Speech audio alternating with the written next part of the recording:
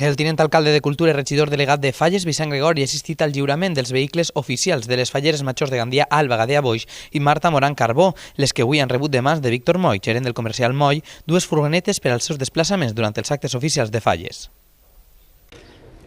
Este any hem aportat dos Nissan NV 200 en 7 places per a que les falleres vagin ben amples i puguen desplaçar-se a totes les parts.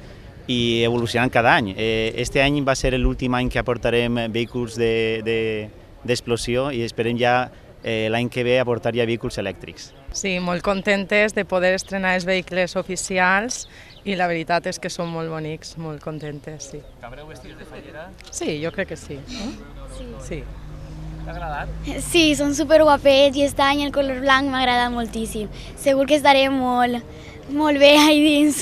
Ir novament i un any més i, com ja ha dit Víctor, 7 anys en què la casa col·laboradora Moll ofereix a les falleres majors de Gandia aquestes furgonetes per a que es desplacen a tots els actes que tenen, i ja estem en la recta final. Avui precisament ja se'n van a visitar a la policia local, la policia nacional, esta vesprada al preventori i a la Guàrdia Civil, demà estaran a les Mascletades de València. Per tant, jo crec que és necessari que les falleres majors de Gandia tinguin estos vehicles oficials que es portaran a tots els actes d'esta setmana que ja entrem. Per tant, agrair una vegada més a Moll i, com no, a les falleres majors, que segur que van, com bé han dit, ben a gust en estos cotxes que es portaran també a la visita de totes les comissions falleres i, com no, aprofitar per a felicitar a tots, que tinguem unes bones festes.